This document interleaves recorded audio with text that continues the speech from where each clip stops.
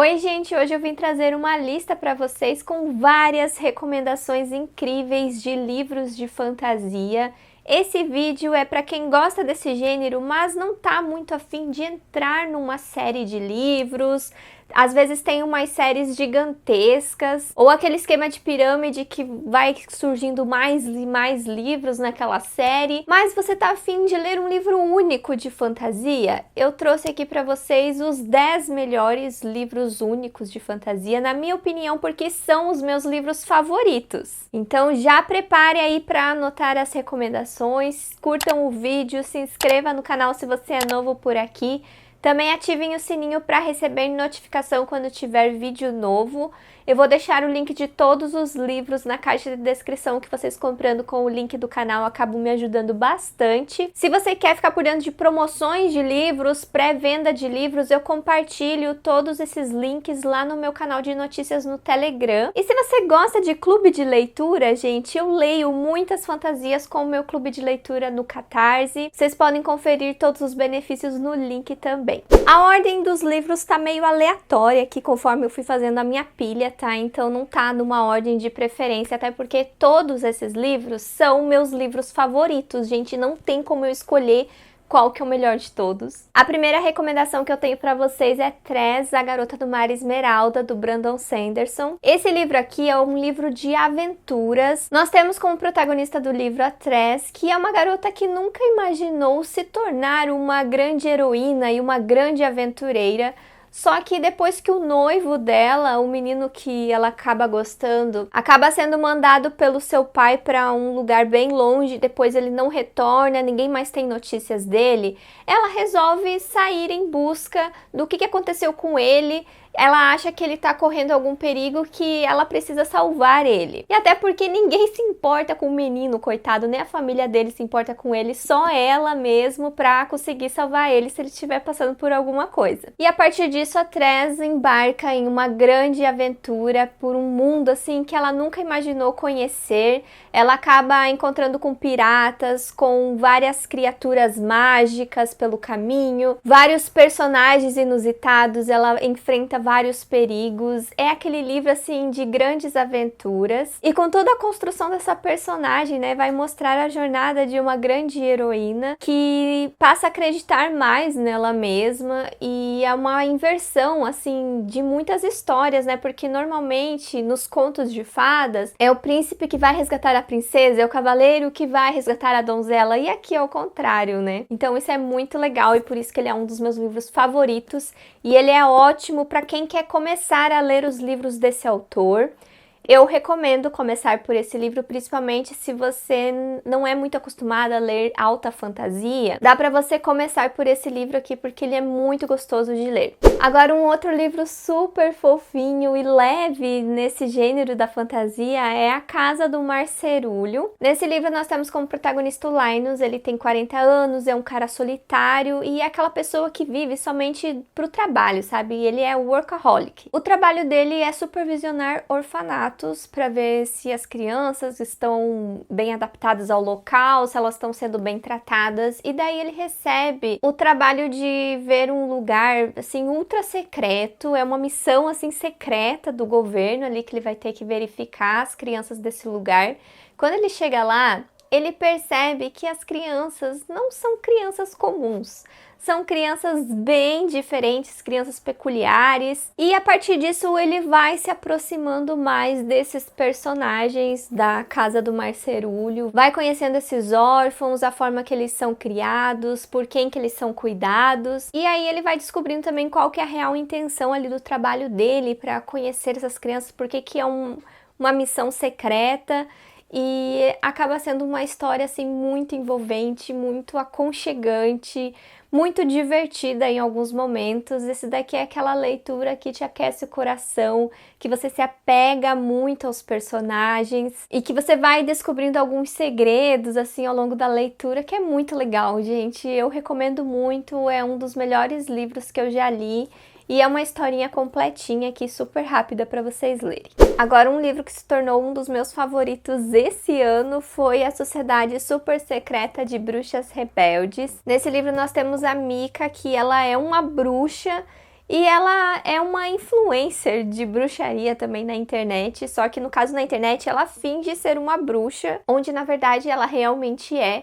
E daí ela acaba recebendo uma proposta de emprego para ser meio que uma governanta, para meio ser uma professora para outras bruxinhas, para 3 meninas, que ela acha muito estranho essas 3 meninas serem realmente bruxas. Ela nunca viu, na verdade, né, bruxas conviverem no mesmo local por ser algo muito perigoso. Então ela vai ver qual é desse emprego sem acreditar muito que as crianças são realmente bruxinhas. E aí que ela acaba conhecendo o Lugar Nenhum, que é o local onde elas moram, vai conhecendo todas as pessoas que trabalham lá, quem são essas meninas. E esse é um livro que vai falar muito sobre essa conexão que os personagens vão ter, vai falar sobre família, vai falar muito também sobre o passado da Mika, que ela teve uma infância assim muito solitária, uma infância muito difícil. Então é uma personagem que você acaba acolhendo e que ela também acaba sendo acolhida nesse lugar. Ela acaba encontrando um lar, acaba encontrando pessoas que amam ela. Então é aquele livro do aconchego também. E ele é muito engraçado, é aquela fantasia que tem umas mágicas engraçadas, tem um romance também na história. Ele é completinho, é um livro muito aconchegante, uma fantasia super leve. Não tem nada assim super elaborado, super complexo de ser explicado. Ele é muito parecido naquele tema da Casa do Marcerulho mesmo, são fantasias mais leves e aconchegantes. E esse daqui é super fininho também, rapidinho de ler, que eu recomendo muito. E daí tem um livro que é um reconto de contos de fadas, que é Garotas de Neve e Vidro. Esse daqui é uma releitura de A Branca de Neve. Mas a protagonista desse livro, na minha opinião, na verdade, é a madrasta, né? A Rainha Má. E assim, ó, se vocês forem ler a sinopse desse livro, ele vai entregar toda a magia da história pra vocês, gente. Eu recomendo vocês lerem ele só sabendo que é uma releitura aí da Branca de Neve, porque como foi construído essas duas personagens, tanto a Branca de Neve, que é a Linette, quanto a Mina, que é a Rainha Má, é muito interessante saber a parte mágica da história, porque ele tem poderes mágicos, né? Tem coisas diferentes aqui nesse universo. Elas são personagens assim poderosas, personagens que vão descobrindo mais sobre o passado delas e também descobrindo sobre a conexão que elas têm. É muito interessante ver essa conexão das personagens. Esse relacionamento de madrasta e enteada é muito bem construído. E a Mina é uma anti-heroína que você se apega muito, que você gosta muito dessa personagem. Ela me lembra muito a Rainha Má de Once Upon a Time, aquela série de TV, que ela é uma vilã, assim, no começo, né? Mas depois você vai se apegando àquela personagem, conhecendo melhor a história dela. Ela vai evoluindo muito, né, ao longo da série. E eu senti a mesma coisa com a Mina aqui nesse livro. Então, por isso que ele é um dos meus livros favoritos. É um livro único de fantasia que é pouco falado, mas eu tô sempre aqui, ó, recomendando ele pra vocês porque ele é muito bom mesmo. E acaba sendo uma história surpreendente. Em alguns momentos você se lembra, sabe, que é uma releitura da Branca de Neve quando você vê algumas semelhanças, tipo a floresta, o caçador, os anões, maldição, assim, alguns elementozinhos você percebe que é semelhante, o espelho, só que tem muitas coisas diferentes, muitas coisas colocadas nesse universo que faz com que seja uma releitura muito mais grandiosa, assim, do que só a história que a gente conhece. O próximo livro é A Vida Invisível de Ed La Rue. Ele tem esse brilho aqui na capa que até deixa meio que invisível mesmo o título. Nesse livro aqui nós temos uma moça do século XVIII que acaba fazendo um pacto com um demônio para fugir de um casamento arranjado. Ela acaba vendendo a sua alma ali, só que em troca ela acaba recebendo a imortalidade. E o demônio fala que ela só precisa entregar a alma dela quando ela decidir fazer isso. Então ela pode viver aí quantos anos ela quiser. Só que não é tudo assim tão perfeito, tão simples, porque tem um porém nesse acordo, é que ninguém vai se lembrar dela. A partir do momento que ela vira as costas para uma pessoa, essa pessoa não vai mais lembrar dela. E ela não consegue deixar o nome dela gravado em nenhum lugar. Ela não consegue deixar nada registrado sobre a vida dela, pinturas, fotografias, nada, gente. Então ela vai viver de uma forma muito solitária, ninguém vai se lembrar dela. E é essa a história do livro, nós vamos acompanhar a vida dessa personagem ao longo de vários anos. O livro alterna entre o passado e o presente. E no presente acontece uma coisa inusitada na vida de Ed LaRue, porque uma pessoa acaba se lembrando dela. Então, gente, esse livro aqui ele é muito interessante. Eu acho que tem uma escrita muito poética, muito bonita de ler. É um dos meus livros favoritos também. É o meu livro favorito da Victoria Schwab. Esse daqui é um livro que me envolveu do começo ao fim e ele não precisa ter continuação. E ainda bem, gente, porque as continuações dessa autora não funcionaram muito bem comigo. Então, por isso que ele é o meu favorito, porque ele é um livro único, um livro completo. E muito emocionante também, ele acaba sendo emocionante, ele tem uma grande história de amor aqui também, que é muito legal. Agora um livro bem fininho, que é um dos meus queridinhos, é A Noiva do Deus do Mar. Esse daqui é um livro que traz mitologias e traz cultura asiática e que tem muitas aventuras também. Nós temos um vilarejo onde as pessoas acabam sacrificando uma menina todo ano, se eu não me engano, para o Deus do Mar. Em troca disso, não acontece ali tempestades e desastres nessa região. E eles acabam tendo um ano de muita fartura e tal, e eles mantêm essa tradição horrível. E daí, nesse ano aqui, a namorada do irmão da protagonista que vai ser a noiva. E daí ela vendo que o irmão dela é muito apaixonado por essa menina e que vai sofrer muito por isso, ela resolve se sacrificar no lugar da futura cunhada, digamos assim. Tudo isso pelo amor que ela tem pelo irmão dela e também porque ela adora as histórias que contam sobre o Deus do Mar, sobre o reino ali aquático, e ela tem a esperança de tentar reverter essa situação, de não acontecer mais esses sacrifícios, dela ser aí a grande heroína do vilarejo dela. E a partir disso, gente, a história acontece ali no mundo aquático desse Deus do Mar. Ele envolve muitas criaturas interessantes, envolve muita historinha do passado também, de como as coisas estão conectadas. Tem muitos personagens interessantes. Esse é um livro assim com muitas explicaçõezinhas de toda essa mitologia que é muito, muito legal. Então ele é um livro recheado de magia, recheado de lendas, por exemplo. Então eu adorei, eu me diverti muito. E ele também tem uma história muito bonita, gente. Ele tem um romance muito bonito. Foi um livro que me conquistou, que eu recomendo muito para vocês também, porque ele é volume único e tá tudo completinho aqui. Outro livro asiático que eu recomendo para vocês é A Noiva Fantasma. Ele se passa na Malaya de 1893. Esse livro aqui, gente, ele fala sobre uma tradição assim bem peculiar, porque a nossa protagonista acaba tendo que entrar em um casamento arranjado ali, porque sua família precisa muito do dinheiro desse casamento. E o noivo dela é um herdeiro muito rico e poderoso ali da região. O único detalhe, gente, é que esse noivo dela está morto. Sim, gente, isso acontecia quando herdeiros ricos acabavam morrendo jovens e não tinham herdeiros, não tinha esposa. Eles faziam esses casamentos fantasmas. Só que esse livro aqui, né, envolve toda uma fantasia, porque ela acaba sonhando com esse noivo dela que morreu. E depois, gente, acontece assim, ó, uma coisa que vai mudar totalmente a vida dessa personagem. Sério, esse livro tem uma grande reviravolta que eu não esperava e a história muda totalmente e vai para um negócio assim muito mágico e incrível. Ele tem muitos elementos ali da cultura do leste asiático também. Então foi uma fantasia que me encantou bastante, que acabou me surpreendendo muito, porque eu pensei que ela ia ser muito mais voltada para o romance. Só que ela tem muita fantasia mesmo, tem muitos elementos fantásticos que acabaram me impressionando. E também quando você vê essa sinopse, você já imagina a história de um jeito, você já imagina como que vai ser, só que você vai se surpreender. O livro não é do jeito que você está imaginando, então leiam para vocês descobrirem. Outra fantasia com mitologias que eu tenho para trazer para vocês é No Coração da Bruxa, que também é da editora Darkside.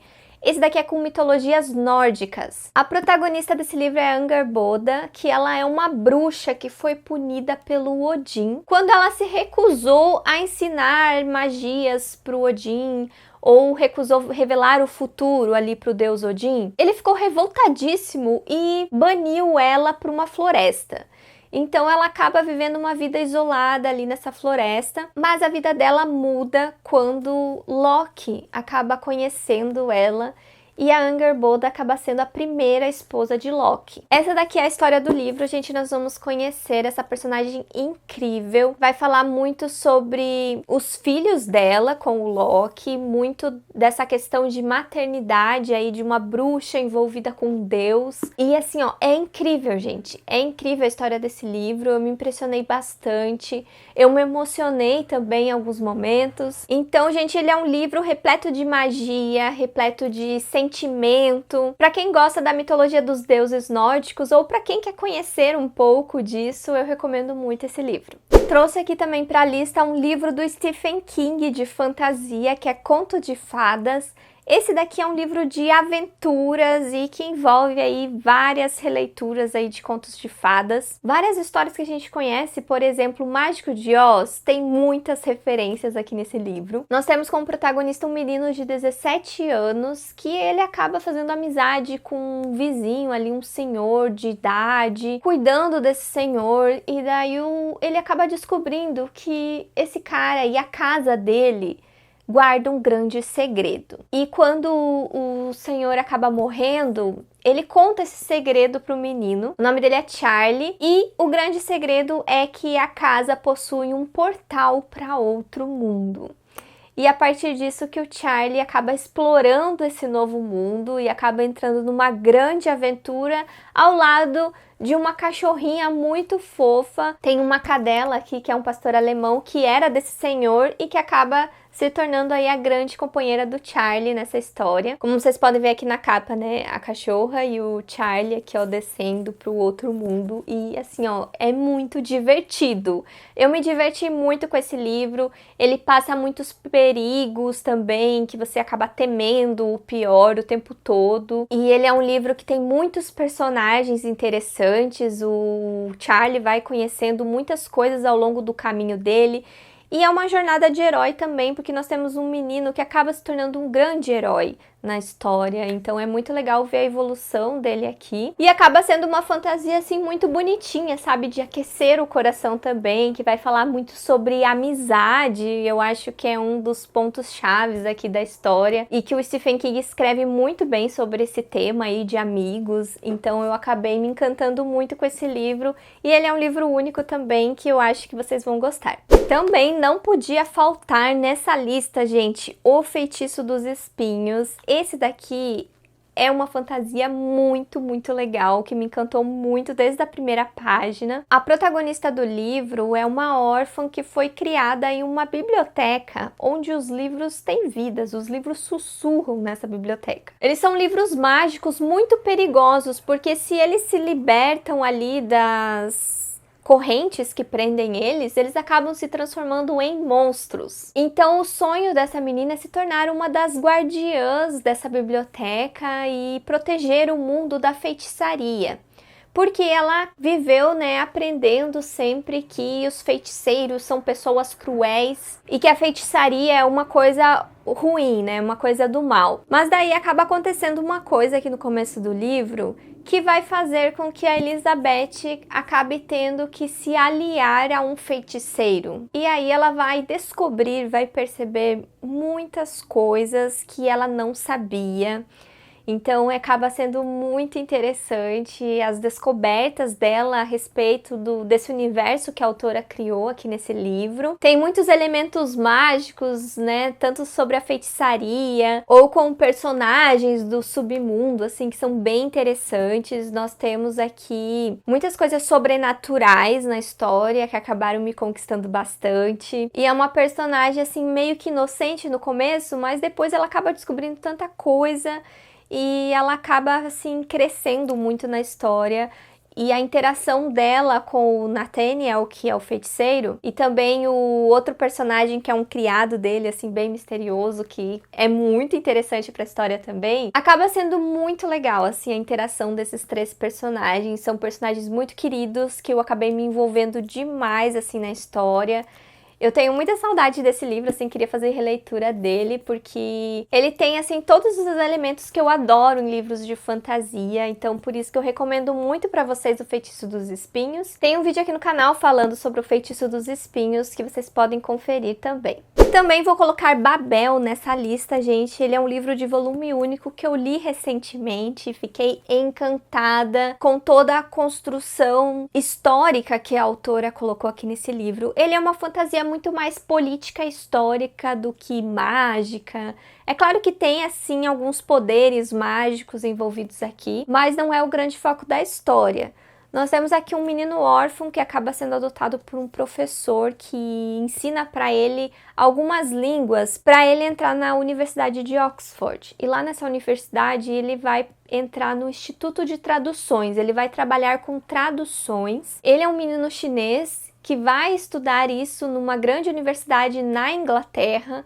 E isso tem uma força enorme, gente, porque o período histórico que se passa a história tem um peso enorme para como a Inglaterra tratava os estrangeiros, tratava países da Ásia, por exemplo. É um livro que fala sobre resistência colonial.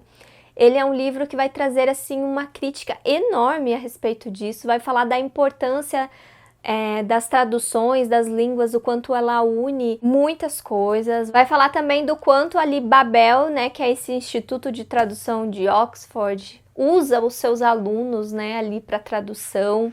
Quanto eles usam a prata também para muitas coisas convenientes ao país, porque a prata é o que traz alguns poderes mágicos ali para a Inglaterra, e que eles podiam aproveitar de outras formas. Isso é muito questionado, sabe? O livro todo tem muitas questões que faz você pensar sobre inúmeras coisas. Então é um livro muito inteligente, é um livro que vai te encher de cultura. Eu amo essa autora e recomendo esse calhamaço aqui para vocês lerem também. Ele acaba sendo um livro muito emocionante, ele é um livro que vai falar sobre amizade também, em muitos momentos, sobre a conexão ali que os personagens acabam criando. Esse daqui é um livro adulto, tá? A faixa etária desse livro é acima de 18 anos. E ele é um livro, assim, mais lento também, que você tem que ler com calma para aproveitar melhor a história. Para finalizar, gente, eu trouxe para vocês um livro que é volume único, mas ele foi dividido em 2 volumes, e eu tô dando uma roubada aqui na história porque ele tem um spin-off, tem uma história que acontece antes dele. Então ele poderia ser um esquema de pirâmide ali, né? Mas no oficial mesmo, ele é um livro de volume único que vocês lendo só o Priorado da Laranjeira já vale super a pena. Então, na verdade, ele seria um livro de 1.200 páginas, juntando os 2 volumes. E, gente, é um sabor esse livro. Eu me apaixonei demais por essa história. Ele é um livro que vai trazer 3 protagonistas importantes. Uma delas está no leste e ela vai ser treinada para ser uma montadora de dragão. E daí o povo do leste, gente, tem os dragões como criaturas sagradas, né? Eles endeusam esses dragões e eles acreditam que eles são o bem ali da humanidade e que eles são muito importantes para derrotar um outro dragão maligno que está adormecido. Existem tipos de dragões diferentes aqui na história. Se não me engano, tem uma foto não, uma imagem aqui no começo. Esse dragão aqui, que é o dragão que flutua, o dragão que nada, é o dragão do bem, que é o dragão ali sagrado do leste. Esse outro dragão aqui, que é o que tem asas, ele é os dragões do mal. E daí nós temos ali o grande dragão o inimigo de todos ali que está adormecido. É como se fosse um dragão ancestral gigante ali, que é o inimigo de todos. Daí no oeste, nós temos uma rainha como protagonista. Ela vem de uma linhagem muito antiga que acredita-se que essa linhagem é a responsável por manter aquele dragão ancestral adormecido. Sem essa linhagem aí o mundo estaria em caos, por exemplo. Então por isso, gente, que ela é uma rainha que vive correndo perigo, né? O tempo todo querem assassinar ela, por exemplo. Então o lado do oeste tem um pensamento muito diferente a respeito dos dragões. E junto com essa personagem nós temos uma maga, uma feiticeira acompanhando ela, que é a outra protagonista, só que ela tá meio que disfarçada, ninguém sabe que ela é uma feiticeira do Priorado da Laranjeira, que é o que vem o título do livro. Ela tá meio que ali como protetora da rainha, sabe? Essa é a missão dela. Então ele é um livro que reúne essas três personagens e esse universo incrível, gente. No começo você fica meio perdido na história, mas depois que você entende tudo, a história é muito, muito boa mesmo, gente. E daí esses dois lados opostos que têm pensamentos diferentes a respeito dos dragões, eles meio que acabam tendo que se unir em frente à ameaça que está vindo. Então é muito interessante, gente.